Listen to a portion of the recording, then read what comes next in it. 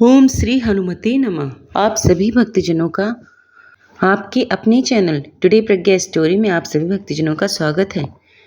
तो चलिए शुरू करें बजरंग बली जी की कथा, जिसको सुनने मात्र से ही समस्त पापों से छूटकर मोक्ष की प्राप्ति होती है। व्यास जी ने कहा, एक बार नैमिषारण्य तीर्थ में 80,000 मुनि एकत्रित हो कर पुराणों के ज्ञाता श्री सूत जी से पूछने लगे, हे महामुनि, आपने हमें अनेक पुराणों की कथाएं सुनाई हैं। अब कृपा करके हमें ऐसा व्रत और कथा बताइए जिसके करने से संतान की प्राप्ति हो तथा मनुष्यों को रोग, शोक, अग्नि, सर्व दुख आदि का भय दूर हो, क्योंकि कलयुग में सभी जीवों की आयु बहुत कम है। फिर इस प्रकार रोग, चिंता के कष्ट लोगों को लगे रहेंगे तो फिर वह श्री हरि के चरणों में अपना ध्यान कैसे लगा सकेंगे। सूत जी बोले, हे महामुनि, आपने लोक कल्याण के लिए बड़ा ही उत्तम प्रश्न पूछा है। एक बार युधिष्ठिर ने भगवान श्री कृष्ण के लोक कल्याण के लिए यही प्रश्न किया था। भगवान श्री कृष्ण और युधिष्ठिर का संवाद तुम्हारे सामने कहता हूँ, ध्यान से सुनो। एक समय पांडवों की सभा में श्री कृष्ण जी बैठे थे। तब युधिष्ठिर ने भगवान श्री कृष्ण से पूछा, हे प्रभु नंदनंदन गोविंद, आपने मेरे लिए अनेक कथाएं सुनाई हैं। आज आप कृपा करके ऐसा व्रत या कथा सुनाएं जिसके करने से मनुष्य रोग, दुख, चिंता का भय समाप्त हो जाए, उसको पुत्र की प्राप्ति हो। हे प्रभु, बिना पुत्र के जीवन व्यर्थ है। पुत्र के बिना मनुष्य पितृ ऋण से छुटकारा नहीं पा सकता है और ना ही उसको पुत्रंग नामक नरक से उद्धार हो सकता है। अतः पुत्रदायक व्रत बतलाइए। श्री कृष्ण भगवान बोले, हे राजन, मैं प्राचीन काल इतिहास सुनाता हूँ, आप उसे ध्यानपूर्वक सुनो। कुंडलपुर नामक एक नगर था। उसमें नंदा नामक एक ब्राह्मण रहता था। भगवान की कृपा से उसके पास सब कुछ था, फिर भी वह दुखी था। इसका कारण यह था कि ब्राह्मण की स्त्री सुनंदा के कोई संतान नहीं थी। सुनंदा पतिव्रता थी, भक्ति पूर्वक श्री भगवान जी की आराधना करती थी। मंगलवार के दिन व्रत करके अंत में भोजन बनाकर हनुमान जी का भोग लगाने के बाद स्वयं भोजन करती थी। एक बार मंगल के दिन ब्राह्मणी गृह कार्य की अधिकता के कारण हनुमान जी को भोग ना लगा सकी, तो इस पर उसने बहुत दुख हुआ। उसने कुछ भी नहीं खाया और अपने मन में प्रण किया कि अब तो अगले मंगलवार को ही हनुमान जी का भोग लगाकर अन्न जल ग्रहण करूंगी। ब्रह्माणी सुनंदा प्रतिदिन भोजन बनाती, श्रद्धापूर्वक पति को खिलाती, परंतु स्वयं भोजन नहीं करती और मन ही मन श्री हनुमान जी की आराधना करती थी। इसी प्रकार 6 दिन गुजर गए और ब्रह्माणी सुनंदा अपने निश्चय के अनुसार भूखी प्यासी निराहार रही। अगले मंगलवार को ब्रह्माणी सुनंदा प्रातःकाल ही बेहोश होकर गिर पड़ी। ब्रह्माणी सुनंदा की इस असीम भक्ति के प्रभाव से हनुमान जी बहुत प्रसन्न हुए और प्रकट होकर सुनंदा से बोले, मैं तुम्हारी भक्ति से प्रसन्न हूँ, उठकर वर मांगो।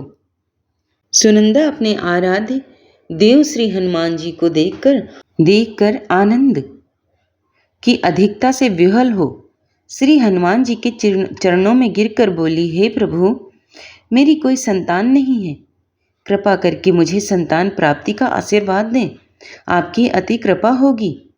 श्री महावीर जी बोले, तेरी इच्छा पूर्ण होगी, तेरे एक कन्या पैदा होगी, उसके अष्टांग प्रतिदिन सोना दिया करेंगे।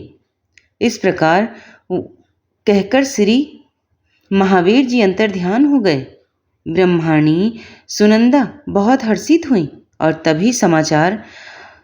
सभी समाचार अपने पति से कहा। ब्राह्मण देव कन्या का वरदान सुनकर कुछ दुखी हुए, परंतु सोना मिलने की बात सुनी तो बड़े प्रसन्न हुए। विचार किया कि ऐसी कन्या के साथ मेरी निर्धनता भी समाप्त हो जाएगी।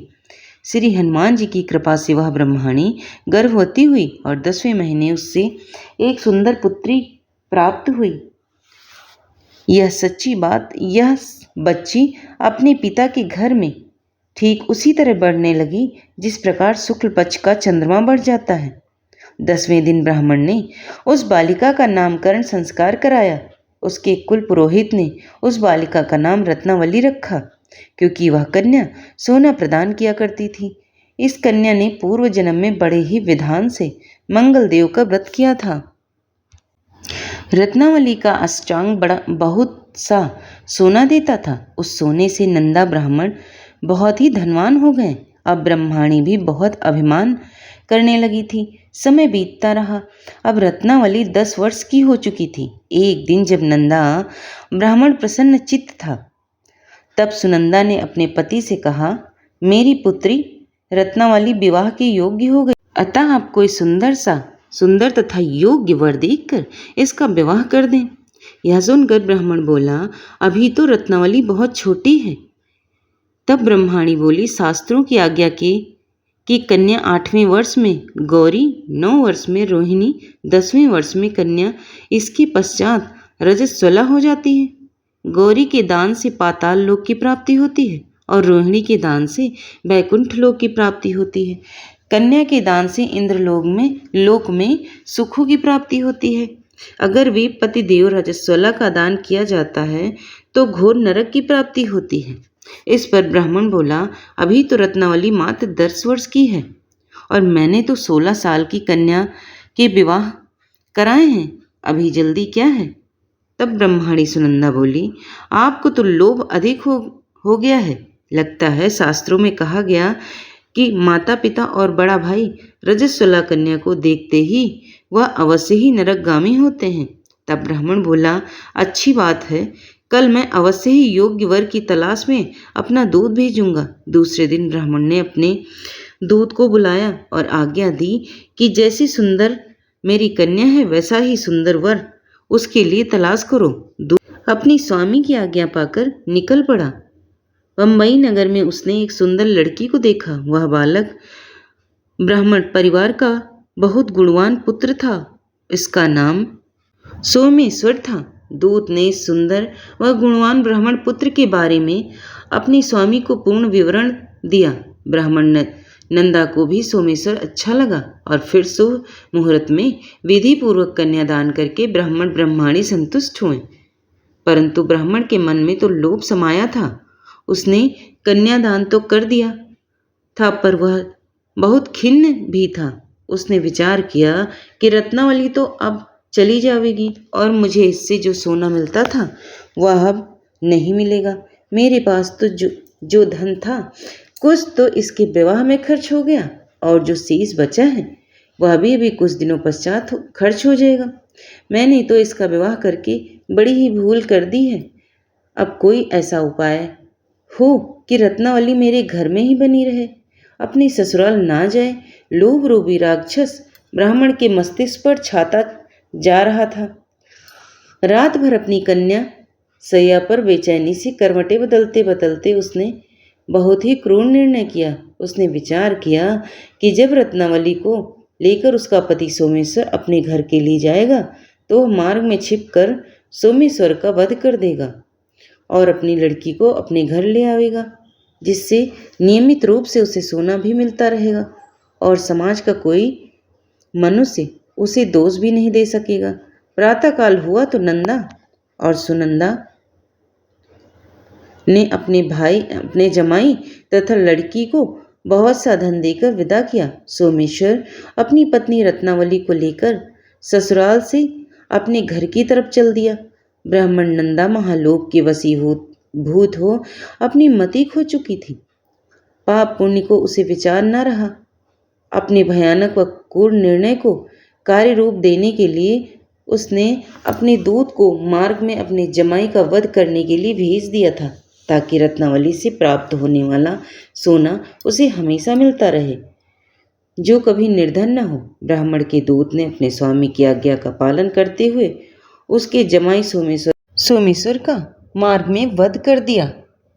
समाचार प्राप्त कर ब्राह्मण नंदा मार्ग में पहुंचा और रुदन करती अपनी पुत्री रत्नावली से बोला, हे पुत्री, मार्ग में लुटेरों ने तेरे पति का वध कर दिया। भगवान की इच्छा के आगे किसी का कोई वश नहीं चलता। अब तू घर चल, वहाँ पर ही रहकर शेष जीवन व्यतीत करना। जो भाग्य में लिखा है वही होगा।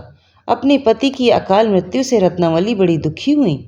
करुण क्रंदन कर वह रुदन करते हुए अपने पिता से बोली, हे पिताजी, इस संसार में जिस स्त्री का पति नहीं है उसका जीना व्यर्थ है। मैं अपने पति के साथ ही अपने शरीर को जला दूंगी और सती होकर अपने इस जन्म को, माता पिता के नाम को तथा सास ससुर के यश को सार्थक करूंगी। ब्राह्मण नंदा अपनी पुत्री रत्नावली के वचनों को सुनकर बड़ा दुखी हुआ। विचार करने लगा, मैंने व्यर्थ में ही जमाई का वध का पाप अपने सिर ले लिया। रत्नावली तो उसके पीछे अपने प्राण तक देने को तैयार है।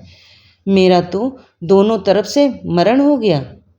धन तो अब मिलेगा नहीं। जमाई वध के पाप के फलस्वरूप यम यातना भी भुगतनी पड़ेगी। यह सोचकर वह बड़ा खिन्न हुआ। सोमेश्वर की चिता बनाई गई। रत्नावली सती होने की इच्छा से अपने पति का सिर अपनी गोद में रखकर चिता में बैठ गई। जैसे ही सोमेश्वर की चिता को अग्नि लगाई गई, वैसे ही प्रसन्न हो मंगलदेव वहाँ प्रकट हुए और बोले, हे रत्नावली, मैं तेरे पति भक्ति से बहुत प्रसन्न हूँ, तू वर मांग। रत्नावली ने अपने पति का जीवन दान मांगा। तब मंगलदेव बोले, रत्नावली, तेरा पति अजर अमर है, यह महाविद्वान भी होगा और इसके अतिरिक्त तेरी जो इच्छा हो वर मांग। तब रत्नावली बोली, हे ग्रहों के स्वामी, यदि आप मुझ पर प्रसन्न हैं तो मुझे वरदान दीजिए कि जो भी मनुष्य मंगलवार के दिन प्रातःकाल लाल पुष्प लाल चंदन से पूजा करके आपका स्मरण करे, उसको रोग व्याधि न हो, स्वजनों का कभी वियोग न हो, सर्प अग्नि तथा शत्रुओं का भय न रहे। जो स्त्री मंगलवार का व्रत करे वह कभी विधवा न हो। मंगलदेव तथास्तु कहकर अंतर ध्यान हो गए।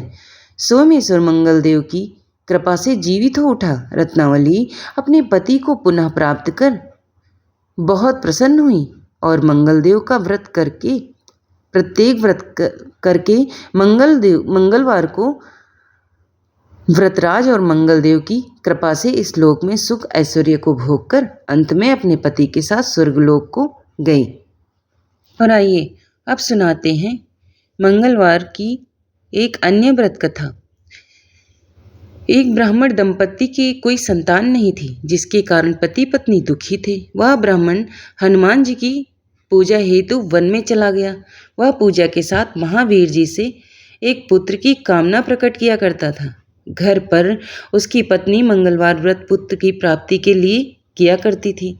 मंगल के दिन व्रत के अंत में भोजन बनाकर हनुमान जी को भोग लगाने के बाद स्वयं भोजन ग्रहण करती थी। एक बार कोई व्रत आ गया जिसके कारण ब्रह्माणी भोजन बना ना सकी। तब हनुमान जी का भोग भी नहीं लगा पाई। वह अपने मन में ऐसा प्रण करके सो गई कि अब अगले मंगलवार को हनुमान जी को भोग लगाकर ही अन्न ग्रहण करूंगी। तब भूखी प्यासी 6 दिन पड़ी रही। मंगलवार के दिन तो उसे मूर्छा आ गया। तब हनुमान जी उसकी लगन और निष्ठा को देखकर अति प्रसन्न हो गए। उन्होंने उसे दर्शन दिया और कहा, मैं तुमसे अति प्रसन्न हूँ। मैं तुझको एक सुंदर बालक देता हूँ जो तेरी बहुत सेवा किया करेगा। हनुमान जी मंगलवार को बाल रूप में उसको दर्शन देकर अंतर ध्यान हो गए। सुंदर बालक पाकर ब्रह्मानी अति प्रसन्न हुई। ब्रह्मानी ने बालक का नाम मंगल रखा। कुछ समय पश्चात ब्राह्मण वन से लौट कर आया।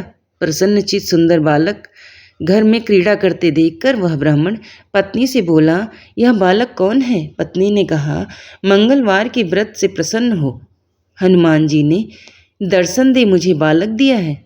पत्नी की बात छल से भरी जान उसने सोचा, यह कुलटा व्यभिचारिणी अपनी कलुषता छुपाने के लिए बात बना रही है। एक दिन उसका पति कुएं पर पानी भरने चला तो पत्नी ने कहा कि मंगल को भी साथ ले जाओ। वह मंगल को साथ ले चला और उसको कुएं में डालकर वापस पानी भरकर घर आ गया। तो पत्नी ने पूछा कि मंगल कहाँ है? तभी मंगल मुस्कुराता हुआ घर आ गया। उसको देखकर ब्राह्मण आश्चर्यचकित हुआ। रात्रि में उसके पति से हनुमान जी ने स्वप्न में कहा, बालक, यह बालक मैंने दिया है, तुम पत्नी को उल्टा क्यों कहते हो? पति यह जानकर हर्ष हुआ और फिर पत्नी मंगल का व्रत रखकर अपनी जीवन आनंदपूर्वक व्यतीत करने लगे। जो मनुष्य मंगलवार व्रत कथा को पढ़ता है, सुनता है और नियम से व्रत रखता है, उसके हनुमान जी की कृपा से सब कष्ट दूर होकर सर्व सुख प्राप्त होता है। और आइए अब सुने भगवान बजरंगबली जी को प्रसन्न करने वाली प्रभु श्री राम की कथा। महादेव जी को एक बार बिना कारण के किसी को प्रणाम करते देखकर पार्वती जी ने पूछा, आप किसको प्रणाम करते रहते हैं? शिव जी पार्वती जी से कहते हैं कि देवी, जो व्यक्ति एक बार राम कहता है उसे मैं 3 बार प्रणाम करता हूँ। पार्वती जी ने एक बार शिव जी से पूछा, आप शमशान में क्यों जाते हैं और ये चिता की भस्म शरीर पर क्यों लगाते हैं? उसी समय शिव पार्वती जी को शमशान ले गए। वहाँ 100 अंतिम संस्कार के लिए लाया गया। लोग राम नाम सत्य कहते हुए 100 को ला रहे थे। शिव जी ने कहा कि देखो पार्वती, इस शमशान की ओर जब लोग आते हैं तो राम नाम का स्मरण करते हुए आते हैं और इस 100 के निमित्त से कई लोगों के मुख से मेरा अति प्रिय दिव्य राम नाम निकलता है। उसी को सुनने से मैं शमशान में आता हूँ और इतने लोगों के मुख से राम नाम जप करवाने में निमित्त बनने वाले इस 100 को मैं सम्मान करता हूँ, प्रणाम करता हूँ और अग्नि में जलने के बाद उसकी भस्म को अपने शरीर पर लगा लेता हूँ। राम नाम बुलवाने वाले के प्रति मुझे अगाध प्रेम है। बार शिव जी कैलाश पर पहुँचे और पार्वती जी से भोजन मांगा। पार्वती जी विष्णु सहस्त्रनाम का पाठ कर रही थी। पार्वती जी ने कहा, अभी पाठ पूरा नहीं हुआ, कृपया थोड़ी देर प्रतीक्षा कीजिए। शिव जी ने कहा कि इसमें तो समय और श्रम दोनों लगेंगे। संत लोग जिस तरह से सहस्त्र नाम को छोटा कर लेते हैं और नित्य जपते हैं, वैसा उपाय कर लो। पार्वती जी ने पूछा, तो उपाय कैसे करते हैं? मैं सुनना चाहती हूँ। शिव जी ने बताया, केवल एक बार राम कह लो, तुम्हें सहस्त्र नाम भगवान के 1000 नाम लेने का फल मिल जाएगा। एक राम नाम 1000 दिव्य नामों के समान है। पार्वती जी ने वैसा ही किया। यह राम नाम सभी आपदाओं को हरने वाला, सभी संपदाओं को देने वाला दाता है और सारे संसार को विश्राम शांति प्रदान करने वाला है, इसलिए मैं इसे बार बार प्रणाम करता हूँ। भव सागर के सभी समस्याओं और दुख के बीजों को भंजू के रख देने वाला, समूल नष्ट कर देने वाला, सुख संपत्तियों को अर्जित करने वाला, यमदूतों को खदेड़ने भगाने वाला केवल राम नाम का गर्जन जप है। प्रयास पूर्वक स्वयं भी राम नाम जपते रहना चाहिए और दूसरों को भी प्रेरित करके राम नाम जपवाना चाहिए। इससे अपना और दूसरों का तुरंत कल्याण हो जाता है। यही सबसे दुर्लभ और अचूक उपाय है और इसीलिए हमारे देश में राम राम जी कहा जाता है। और मंगलवार व्रत कथा यहीं पर समाप्त होती है। और अगर आपको पसंद आ जाए तो चैनल को लाइक शेयर सब्सक्राइब जरूर कर लेना। धन्यवाद।